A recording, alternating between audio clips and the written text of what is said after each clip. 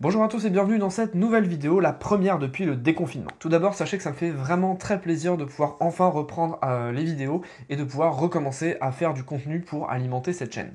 En fait, en revenant de confinement, je me suis dit que ça serait pas mal que je fasse un petit peu de tri et un peu de classement dans tout ce qui était argentique, donc les pellicules, les factures, tout ça. Et en fait, j'ai épluché pas mal de factures, j'ai retrouvé des pellicules que j'avais pas du tout classées, j'ai refait du classement, des annotations, etc. Et je me suis rendu compte de pas mal de choses que j'avais envie de vous partager dans cette vidéo. Cette vidéo va donc être une sorte d'analyse des petites stats que j'ai pu faire avec tous les éléments que j'ai pu recueillir. Alors pas de panique, hein, ça va pas être un truc hyper lourd, voilà, où je vais vous présenter 12 000 tableaux, 12 000 graphes, etc. L'idée, ça va être vraiment de faire des choses très simples et de vous montrer un petit peu les enseignements que je peux tirer de ces chiffres-là et qu'est-ce qu'ils disent de ma pratique de l'argentique. Petite précision avant de continuer, j'avais envie que les données sur lesquelles je me basais soient sur une année civile et j'ai choisi 2019, tout simplement parce que c'est une grosse année pour moi en termes de photographie argentique et j'avais vraiment envie d'avoir cette photographie, entre guillemets, de cette pratique pour cette année-là, parce que de toute façon 2020 n'est pas fini et en plus il y a eu le coronavirus, donc ça n'aurait aucun sens de se baser sur 2020, donc j'ai une année pleine et entière, 2019, c'est les données de base. La première chose que je voulais savoir en compilant toutes ces données, c'était combien de films j'avais shooté. J'ai donc fait un tableau que je vous présente maintenant, où j'ai séparé donc le 35 mm et le 120, et la couleur et le noir et blanc. Alors la première chose qu'on voit, c'est que j'ai fait énormément de couleurs. Pour moi, il y a plusieurs raisons qui expliquent le fait que je shoote plus en couleur qu'en noir et blanc. La première chose, c'est que j'ai décidé de passer par un labo à partir de 2019. Donc c'est vraiment début 2019, j'ai envoyé toutes mes pellicules couleur au labo. Il n'y a aucune pellicule couleur que j'ai développée par moi-même. Et du coup, en fait, le fait de me dire que j'envoie ça à un labo, je sais que c'est plus facile pour moi parce que c'est eux qui vont gérer le développement et le scan. Donc j'ai tendance à shooter plus de films couleur. En plus, quand on envoie plusieurs films couleur au labo, il y a des tarifs dégressifs, donc c'est intéressant d'envoyer beaucoup de films couleur. Et puis le noir et blanc, justement, à contrario, je sais que je vais devoir le développer, donc c'est pas que ça me pèse ou que c'est pénible pour moi, mais c'est juste que du coup j'en shoot moins parce que j'ai pas envie de développer 5 pellicules noir et blanc d'un coup, c'est trop fastidieux. Je l'ai fait pendant une période, mais maintenant j'ai plus envie de le faire, donc voilà pourquoi déjà j'ai une différence couleur noir et blanc. Une autre raison, c'est qu'en 2019 j'ai eu une espèce d'obsession pour tout ce qui était lumière, couleur et rendu par rapport à la lumière qu'on avait sur une pellicule. Du coup, ça m'a vraiment obsédé tout 2019 et quand j'avais le choix entre une noir et blanc et une couleur, j'avais plutôt tendance à préférer la couleur parce que je savais que ça allait m'aider à affiner mon rendu et affiner ma colorimétrie. Donc du coup, j'avais tendance plutôt à m'exercer à shooter de la couleur plutôt que de la noir et blanc. Et enfin, une troisième raison qui pourrait expliquer ça, c'est que en fait, j'ai fait des projets ou des voyages qui m'ont demandé beaucoup de films, notamment l'Italie. Et en fait, forcément, quand on se dit qu'on va partir une semaine en Italie et qu'on prend 15 rouleaux de portrait 400, forcément, ça augmente mathématiquement le nombre de pellicules couleur que vous allez faire dans une année. Donc voilà, c'est un peu tout ça les raisons qui font que j'ai plus de couleurs que de noir et blanc. Un truc qui est assez marrant à regarder aussi, c'est que j'ai shooté beaucoup de Portra 400. À peu près un tiers des pellicules que j'ai shootées en 2019 étaient de la Portra 400, donc c'est quand même énorme. Après, j'ai quand même fait une vingtaine de pellicules noir et blanc. Les pellicules noir et blanc, je suis resté assez classique, c'est-à-dire que j'ai fait pas mal de HP5 et de Tri-X. C'est d'ailleurs assez marrant de se rendre compte quand je classe les pellicules dans le classeur, de voir qu'il y a beaucoup de HP5 pendant un moment, puis après je passe à de la Tri-X et il y a 3-4 Tri-X qui s'enchaînent. Et puis après il y a quelques films, les films Washi notamment, que j'ai shooté principalement pour faire les tests sur cette chaîne. Une dernière remarque sur ce tableau et après on passe au suivant, c'était juste pour dire que on voit très clairement que je shoote plus en moyen format qu'en 35 mm. Alors moi je l'explique pas trop, juste c'est une remarque que je fais et c'est vrai que moi je le ressens comme ça, j'aime beaucoup plus shooter au moyen format maintenant qu'au 35 mm. Après c'est pas une règle qui vaut pour tout le temps, parce qu'il y a des fois où j'ai clairement envie de prendre du 35 mm et j'ai pas envie de m'encombrer avec du moyen format, parce que c'est vrai qu'il faut reconnaître que c'est quand même des boîtiers qui sont plus gros que le 35 mm et donc plus encombrants, plus lourds. Mais n'empêche que voilà, les chiffres prouvent que je shoot quand même beaucoup de moyen format.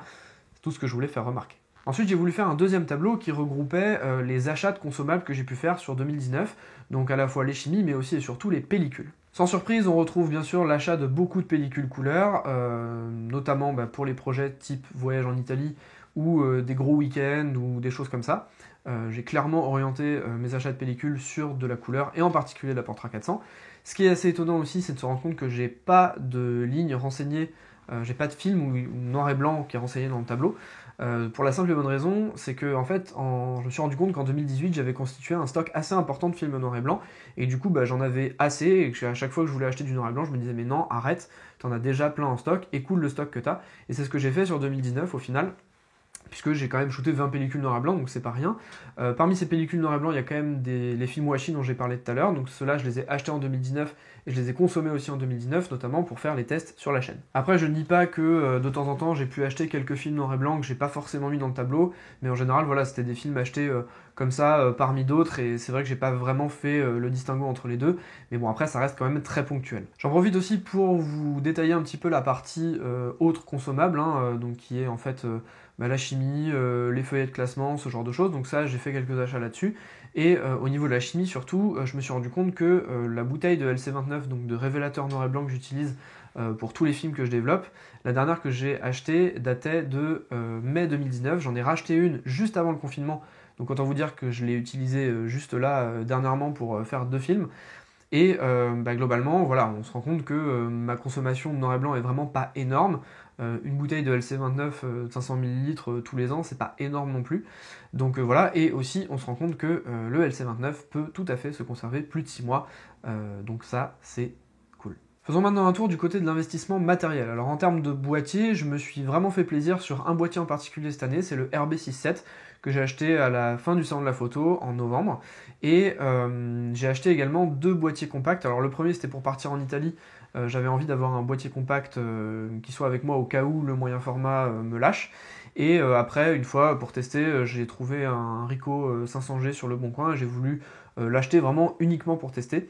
Donc voilà, c'est les principaux achats matériels que j'ai fait en termes de boîtier. Après, un des gros achats que j'ai dû faire aussi cette année, c'est une sonde colorimétrique qui m'a permis du coup de calibrer mon écran et qui me permettait, dans une optique de vraiment avoir le rendu que je voulais et de travailler sur ma colorimétrie, d'avoir des choses qui soient assez propres, assez claires, assez nettes et une base sereine de travail sur laquelle je pouvais partir. Pour finir, j'avais envie de dresser un bilan global de toutes mes dépenses en argentique sur 2019 pour pouvoir voir un petit peu le poids que pouvaient avoir les différents aspects de l'argentique dans mon budget global.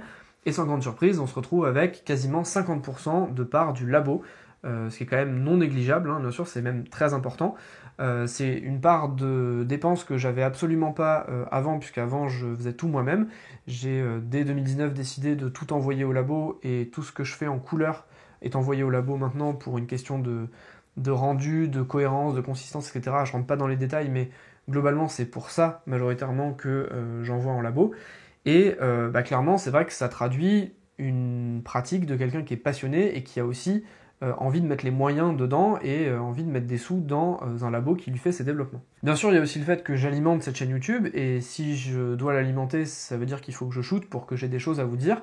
Et pour ça, il faut shooter, et c'est vrai que shooter au rythme où je prends des photos, je pourrais pas assurer moi le développement derrière, donc de toute façon, il faut que je passe par un labo. Donc quelque part, c'est des dépenses qui pour le coup sont pas obligatoires, mais qui sont logiques dans la façon que j'ai de fonctionner. D'ailleurs, j'en profite pour vous dire que j'ai envie de faire une vidéo dans les prochaines semaines sur quand est-ce que on peut passer par un labo, est-ce que c'est intéressant de le faire, à partir de combien de volumes de films c'est intéressant de le faire, le temps que ça nous fait économiser, bref, voir un petit peu tous les aspects du labo, pas labo, on va dire. Donc si jamais ça vous intéresse, n'hésitez pas à me le mettre en commentaire, peut-être que la vidéo arrivera un petit peu plus vite si elle est beaucoup demandée. Pour en revenir à notre graphique, j'avais envie aussi de vous donner quelques ratios pour que vous compreniez un petit peu le poids que ça peut représenter à la fois en termes de coûts de laboratoire et en même temps en termes de production et de volume de shoot. Globalement, je me situe à peu près 100-150 € mensuels de budget pour le labo. Et en moyenne, bien sûr, je me situe aussi à 7-8 films shootés par mois. Alors bien sûr, ces chiffres, ils sont importants et en même temps, ils correspondent à ce que je vous ai dit un petit peu avant. Ce qu'il faut aussi comprendre, c'est que ça marche pas vraiment en termes de moyenne, c'est-à-dire que là, je l'ai fait pour vous donner une idée, mais globalement, ça marche plutôt par vague, c'est-à-dire qu'il y a des moments où je vais avoir envie de beaucoup shooter et des moments où je vais avoir envie de moins shooter. Donc c'est vraiment, il y a un haut de la vague et un creux de la vague, ça dépend vraiment des mois et des moments ou des choses que je vais avoir prévues dans mon emploi du temps, est-ce que je vais avoir envie de beaucoup shooter, est-ce que je vais avoir des projets en cours, etc. Bref, vous avez compris un peu l'idée. Enfin, bien que le coût absolu des consommables comme les pellicules n'est pas négligeable, leur part relative dans le budget est tout à fait logique, c'est-à-dire que quand vous prenez une pellicule, en moyenne c'est quoi? C'est 7 € à peu près une pellicule, on va dire, et que vous la mettez en rapport avec le prix pour une seule pellicule que va vous demander le labo pour développer, pour scanner à un certain niveau de qualité, vous vous trouvez à peu près entre 15 et 20 €, ça dépend des labos, mais globalement c'est à peu près ça. Et donc vous comprenez très vite que le coût de votre pellicule, de votre consommable, est à peu près, représente un tiers du coût global, quand le coût du labo représente 2 tiers. Donc c'est pas illogique de voir une part aussi importante en labo et une part aussi faible en termes de consommables argentiques. Au-delà de mes stats personnels, ce que j'avais envie de vous montrer à travers cette vidéo, c'est que faire l'exercice de budgétiser un petit peu ce qu'on fait en argentique et quels sont les différents postes de dépenses est vraiment intéressant parce que ça permet de se rendre compte de la part que représente financièrement l'Argentine dans sa vie.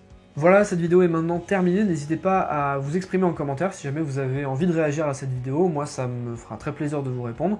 N'hésitez pas non plus à me suivre sur Instagram puisque je suis en train de préparer 2 projets dont j'ai pas encore trop parlé sur cette chaîne, j'en ai un petit peu parlé en live, mais c'est surtout que je commence un petit peu à en parler sur Instagram, donc si jamais vous avez envie d'avoir quelques infos en avance par rapport à cette chaîne YouTube, n'hésitez pas à me suivre sur Instagram, capteur-argentique. Et moi en attendant, je vous dis à la prochaine, salut!